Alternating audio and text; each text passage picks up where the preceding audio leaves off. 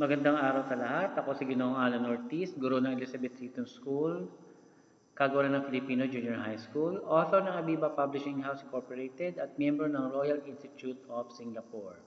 Sa video ito, tatalakayin natin ang sanhi at bunga, paghihinuha at paghahambing bilang isang kasanayang pampanitikan. Bago natin simulan ang pagtalakay, ay huwag kalimutang i-click ang subscribe button upang magkaroon kayo ng update sa mga videos na aking nilalagay sa aking channel.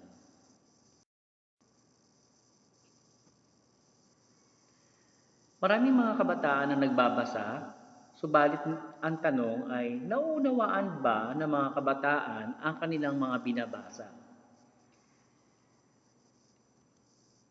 Marami sa atin iniisip natin kung paano ba natin mas mauunawaan ang mga isinasaad at nakapadoob sa isang akda.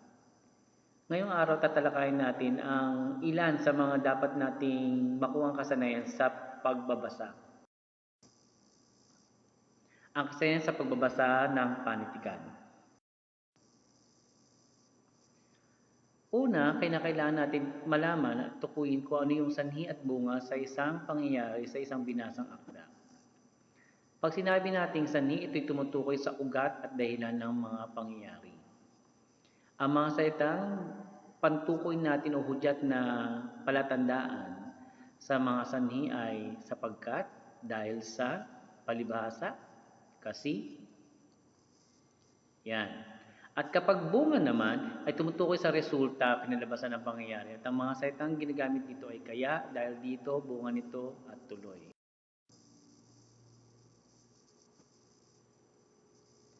Narito ang halimbawa ng sanhi.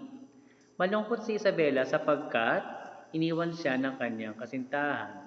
Ano ang sanhi ng kalungkutan ni Isabela?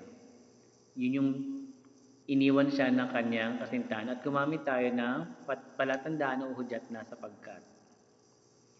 Halimbawa naman ng pangungusap sa bunga, masyado ka kasing mahangin, tuloy nilalayuan ka na ng mga kaibigan mo.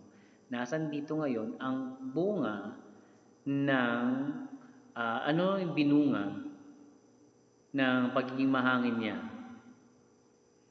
Yun yung paglayo ng mga kaibigan at gumamit tayo ng salitang tuloy bilang palatandaan. Dumako naman tayo sa paghihinuha at paghahambing. Pag sinabi natin paghihinuha o pagpapalagay o inferencing sa English, pagbibigay kahulugan o paliwanag sa tulong ng mga pahiwatig at ng sariling kaalaman sa isang larawan, pamagat o pangyayari sa akda. Ang manunulat ay tagapagsalita ay nagpapahiwatig o nagbibigay ng implikasyon. Ang mga mababasa o tagapagsalita naman ang nagpapalagay o nagbubuo ng hinuha. Sa paghihinuha, epektibong maipapayag kung gagamitin ang mga panandang siguro, marahil, baka, waring, tila, sa aking palagay, sa tingin ko, maaring, at iba pa, para masabing sa'yo galing yung hinuha, hindi galing sa ibang tao.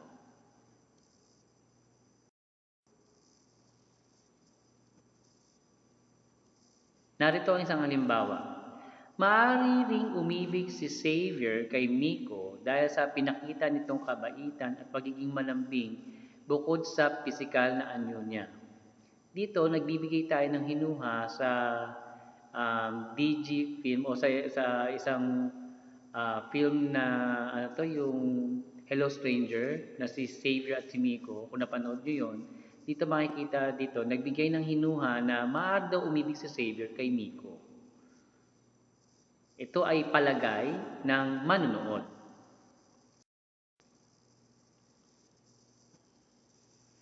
Ito rin ay pwede magamit sa paglalarawan ng antas o katangian ng tao, hayop, ideya o pangyayari. Ito ay isang uri ng paghahambing. Kung dadako tayo sa paghahambing ito yung paglalarawan. Uri ng paghahambing, meron tayong magkatulad. Ginagamit ko ang dalawang inihahambing ay patas, nakatangian, na ginagamitan ng mga panlaping magkasing, kasing, magsing, ka, magka, ga, at mga salitang kawangis, pareho, magkatulad, gaya, tulad, hawik, mistula, muka, kamuka. So sa maling sabi, kapag kapareho ng katangian o patas, magkatulad.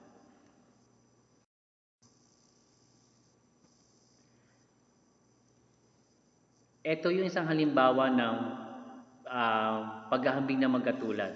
Tulad, tulad ng tayog ng paglipad ng ibon sa himpapawid ang mga pangarap ni Miko sa kanyang buhay. Inihambing na pareho kataas ang pangarap sa buhay ni Miko at yung paglipad ng ibon. Ibig sabihin, yung tayog o taas, doon natin inihahambing na pareho. Ibig sabihin, mataas. Yun yung pinakasalitang naglalarawan dito.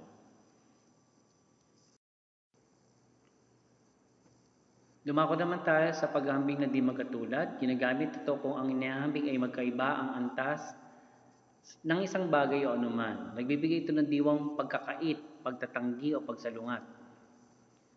May dalawang uri ito. Una, pasahol. Inihahambing batay sa kulang o kakulangan na katangian ng inihahambing natin.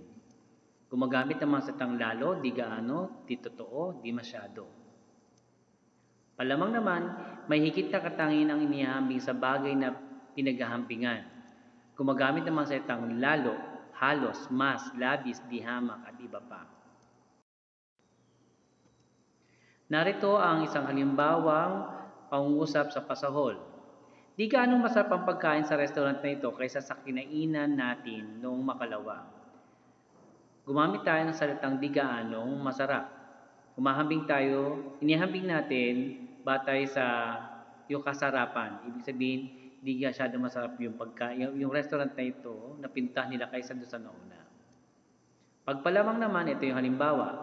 Di hamak na mahuhusay umarte si John Lloyd kaysa kay Piolo. Pasintabi lang po sa mga tagahanga, ito ay halimbawa po lamang. Mas nakalalamang daw umarte si John Lloyd kumpara daw kay Piolo. Yun ang sinasaad ng paggamit natin ng di hamak.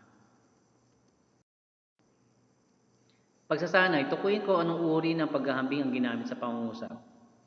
Higit na maraming mag-aaral ang nakilahok sa paligsahan ngayon kaysa nakalipas na taon. Ang tamang sagot, di magkatulad, palamang. Nakalalamang kasi, binigyan pansin natin yung kalamangan nung paligsahan noon at ngayon. Si Chester ay kasing galing ni Danilo sa pagsayaw. Anong uri to ng paghahambing? Tama, magkatulad. Di masyadong mainit ang silid na ito kaysa sa kabilang silid. Anong tamang sagot? Di magkatulad, pasahol.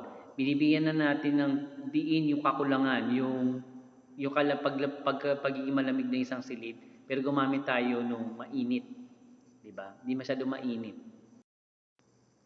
Tukoy naman natin ang sanhi, bunga at paghihinwa sa mga pangungusap na ito. Nalalason ang mga isda sa dagat at nagkakaroon ng mga baha dahil sa walang disiplinang pagtatapon ng basura kung saan-saan. Nasaan ang sanhi at bunga sa pangungusap? Yung unang bahagi, yung nalalason ng mga isda sa dagat at nagkakaroon ng baha ay bunga ng dahilan o sanhi ng dahil sa walang disiplinang pagtatapon ng basura kung saan-saan. Ayaw kumanta ni Alex sa harapan kaya siya napayuko at nang tawagin siya ng guro. Anong damdamin ang mahihinuha sa pangungusap? Ang sagot, nahihiya o pagkahiya. So nahihinuhan natin doon sa pangungusap na to yung kinilos ni Alex. Nagwawakas sa pagtalakay natin sa araling ito. Hanggang sa susunod po na video, maraming pong salamat sa lahat.